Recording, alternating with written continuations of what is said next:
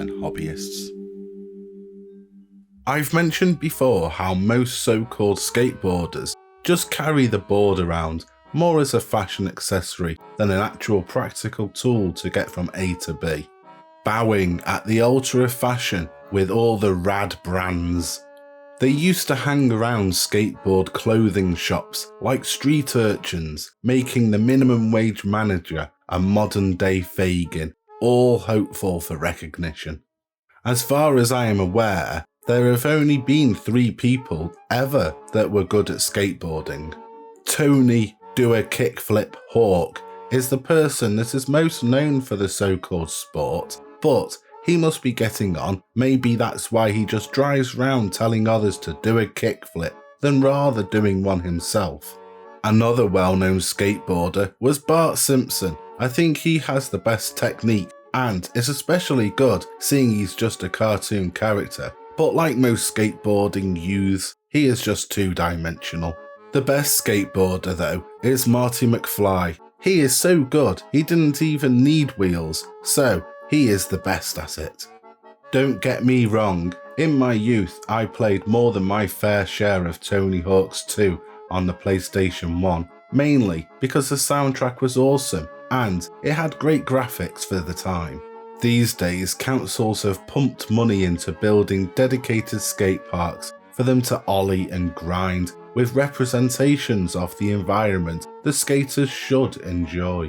The harsh reality is that these spaces are currently just somewhere for graffiti to be sprawled and for the youths to drink energy drinks while vaping guava and horseradish elf bars.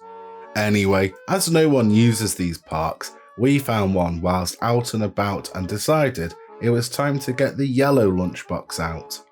Now, we have done 2 videos at skate parks in the past, and both times we ended up with severe damage on the lunchbox, so let's see if any weight is in the argument of 3rd time's a charm.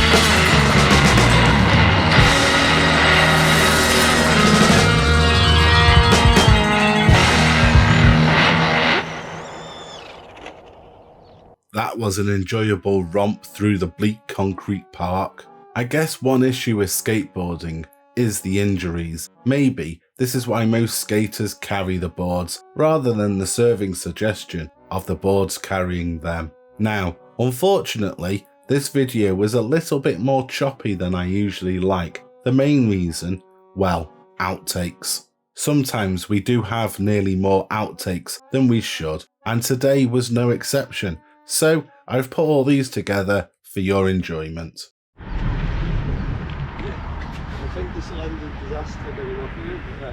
Let me just turn everything on then. Ready?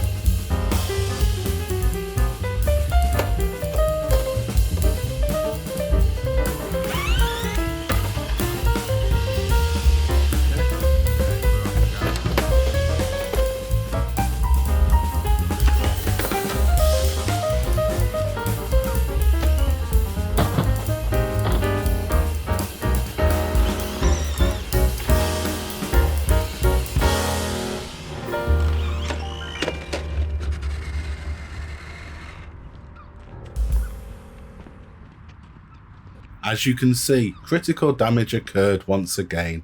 Not only did the wheel go for a Burton, after this was repaired, the crashes continued. The high torque servo saver snapped. Third time doesn't seem to be a charm, and the poor old yellow lunchbox has been taken back to the workbench, but it will be hitting the parks again soon. So you don't miss out on further videos and similar nonsense, please like, feel free to comment, definitely subscribe, and press that bell-shaped thingy to be woken up at all hours for further content. But for now, that's your lot.